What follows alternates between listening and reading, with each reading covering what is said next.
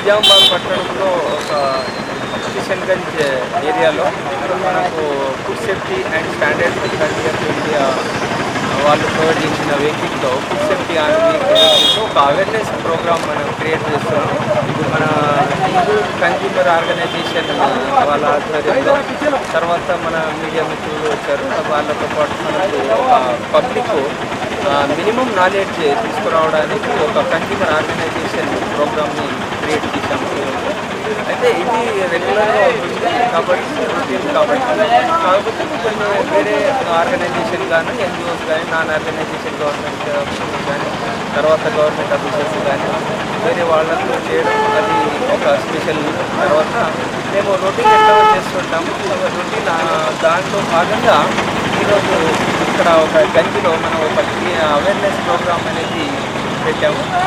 ఏంటంటే యాక్చువల్గా ఫస్ట్ మనకు వెహికల్ గురించి తెలుసుకోవచ్చు. Food safety and standards authority of India food safety on wheel అనేది ఒక మొబైల్ ల్యాబ్. ఇది మొబైల్ ల్యాబ్ వచ్చేసి దాని యొక్క ఉద్దేశం ఏంటంటే food safety and standards authority of India వాళ్ళు దాని ఒక ప్రిలిమినరీ ఎగ్జామ్ అంటే చిన్న చిన్న టెస్టులు అన్నట్టు, అంటే ఒక ఐడియా అంటే అడల్ట్రేషన్ దేంట్లో ఎక్కువ ఉంటుంది ఐడియా రావడానికి మనకు ఒక ల్యాబ్ మొబైల్ ల్యాబ్ అనేది డిజైన్ చేశారు.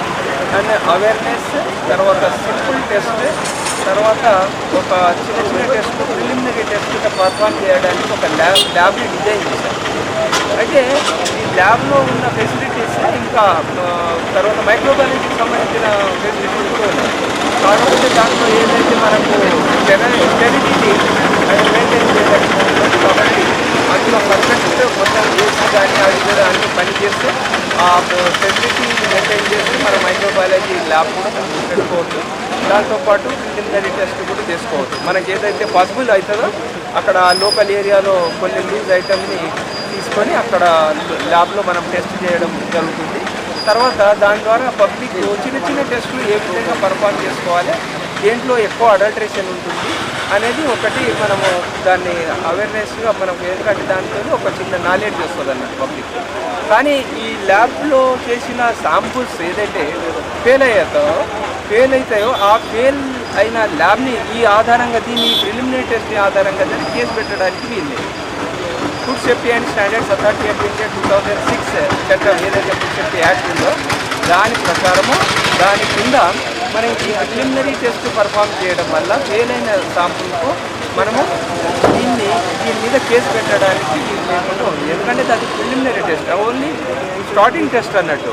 మనం జస్ట్ అవేర్నెస్ రావడానికి మాత్రమే ఈ ల్యాబ్ని డిజైన్ చేశారు. కానీ ఎందుకంటే ఒక లీగల్ స్టాట్యుటరీ అనేది దీనికి లేదు. అవేర్నెస్ కోసమే ఒక దగ్గర నియర్లీ ఒక 1 crore వర్క్ ఉంటుంది. కాబట్టి ఇది ఏంటంటే మనకి ఏదైతే మనకు ఇమీడియట్ స్పాట్ టెస్టింగ్ అంటారు, ఇమీడియట్ ఒక దగ్గర అడల్ట్రేషన్ జరుగుతుంది అంటే అక్కడ అసలు నిజంగా జరుగుతుందా లేదా అనేది తెలుసుకోవడానికి ఈ ల్యాబ్ని అక్కడనే తీసుకెళ్ళి ఓకే ప్రిలిమినరీ ఎగ్జామినేషన్ పర్ఫామ్ చేస్తామని. తర్వాత నెక్స్ట్ లీగల్ ప్రొసీజర్ స్టార్ట్ అవుతుంది. సెక్షన్ 47 ప్రకారం ఎఫ్ఎస్ఎస్ఏ యాక్ట్ సెక్షన్ 47 ప్రకారం లీగల్ యాక్షన్ దీని ఆధారంగా తీసుకొని ప్రిలిమినరీ ఆధారంగా తీసుకొని నెక్స్ట్ ప్రొసీడ్ అవుతుంది. అది లెంతీ ప్రొసీజర్ కాబట్టి ఇది పబ్లిక్ చిన్న అవేర్నెస్, చిన్న టెస్ట్ల మీద అవేర్నెస్ ఎక్కువ ఉండదు కాబట్టి ఇది అవేర్నెస్ కోసం మాత్రమే క్రియేట్ చేశారు. తర్వాత ఈ దీంతో మనకి ఎవరైతే ఫుడ్ సేఫ్టీ ట్రైనింగ్ కూడా ఇచ్చుకోవచ్చు, అంటే ల్యాబ్కు వెళ్ళకుండా food safety state food lab హైదరాబాద్కు వెళ్ళకుండా చిన్న అవేర్నెస్తో మనకు ల్యాబ్ ట్రైనింగ్ కూడా ఇక్కడ క్రియేట్ చేసుకోవచ్చు దీన్ని. కాబట్టి నేను కొన్ని ఎగ్జాంపుల్ చూపెడితే మీకు అర్థమవుతుంది. ఓకే, ఈరోజు ఇందూర్ కన్జ్యూమర్ వెల్ఫేర్ సొసైటీ ఆధ్వర్యంలో నిజామాబాద్ కిషన్గంజ్ ప్రాంతంలో ఫుడ్ సేఫ్టీ అధికారులతో ఒక చిన్న అవేర్నెస్ ప్రోగ్రామ్ కండక్ట్ చేయడం జరుగుతుంది.